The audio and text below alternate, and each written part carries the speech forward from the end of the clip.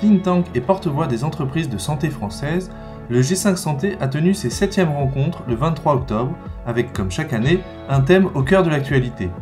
Pouvoirs publics, élus, entrepreneurs, chercheurs et cliniciens ont débattu des conditions à réunir pour faciliter le développement des entreprises de santé françaises, créatrices de valeur. Quelle est leur place dans l'écosystème de l'innovation ?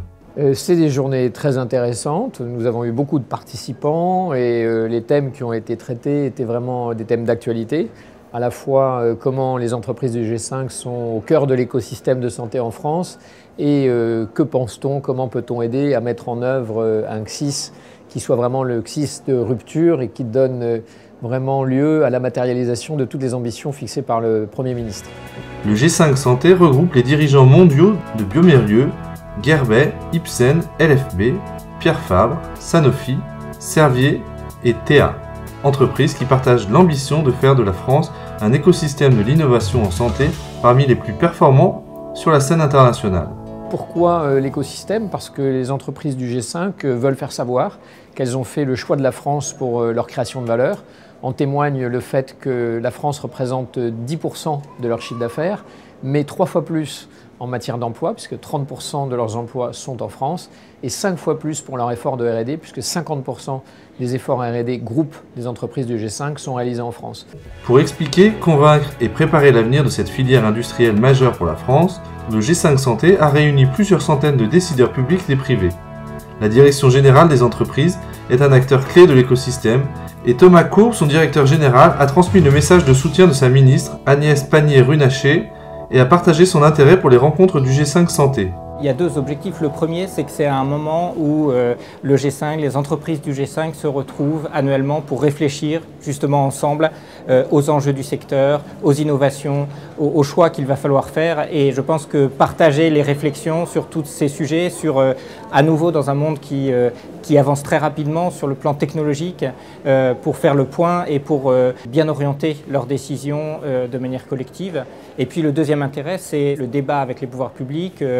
Beaucoup d'acteurs publics dialoguent aujourd'hui dans des tables rondes avec des industriels et je crois que c'est essentiel pour partager une vision commune du secteur, pour partager une ambition commune du secteur, puisque c'est ce que nous proposons dans la politique industrielle actuellement, c'est que les entreprises et le gouvernement aient une ambition commune pour le secteur, très concrète. Et je crois que c'est une contribution très importante à ce dialogue avec les pouvoirs publics qui permettra de construire cette ambition. Nous avons d'ailleurs l'objectif de signer un contrat de filière d'ici la fin de l'année et je pense que la réunion d'aujourd'hui peut contribuer à l'avancement des réflexions en vue de ce contrat dont on espère qu'il sera très structurant pour le secteur. Le succès des rencontres et la qualité des débats au sein de chacune des 4 tables rondes démontrent, s'il en était besoin, l'intérêt du dialogue entre tous les acteurs de l'écosystème. Moi je suis très heureux de cette 7e rencontre du G5 Santé. Nous avons eu plus de 300 participants, des débats de haute qualité. Les retours que nous avons sont exceptionnels. On a eu des débatteurs de très haut niveau. Pour moi le mot-clé c'est l'innovation. Si la France veut rester un grand pays des sciences de la vie, si la France veut garder son leadership, il faut que nos entreprises soient innovantes.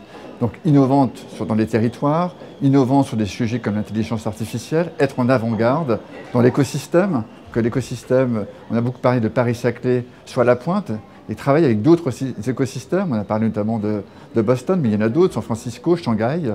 Donc voilà, être innovant, c'est la clé du succès. Comment améliorer la co-construction de cet écosystème dans les territoires, mais aussi mieux anticiper leur rôle dans la révolution numérique de la santé? Des transformations et des innovations qui permettent aujourd'hui de réinventer des parcours de soins plus rapides et des traitements plus efficaces. Je pense que la France a tous les ingrédients pour aider effectivement et supporter ces entreprises. La France a toujours été un pays leader dans les sciences de la vie. Il faut conserver ce rang, en être conscient. On forme bien en France, on a de bons professionnels de la santé, on a une bonne recherche publique, académique, qui travaille. Il doit travailler avec la recherche privée. Donc conservons ce rang. La France doit rester un grand pays des sciences de la vie. Ces 7e rencontres se sont déroulées à un moment déterminant pour l'avenir des entreprises de santé françaises. Elles sont un moteur de l'innovation médicale au service d'un meilleur traitement et d'une prise en charge simplifiée des patients.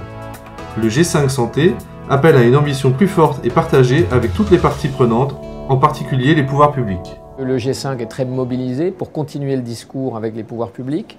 On note que les pouvoirs publics, de leur côté, ont fait du maintien du dialogue avec l'industrie une priorité méthodologique de ce CSIS, ce qui le distingue des 7 précédents.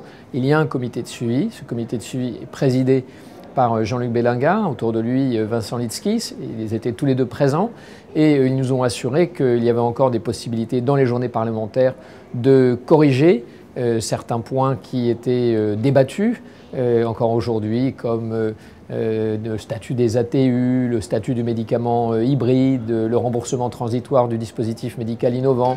Donc il y a encore des points qui sont en discussion. Je crois que c'est ça qu'on veut retenir, parce que le G5, force de proposition, on est toujours dans la construction, on est volontariste pour faire de la France cette terre d'excellence.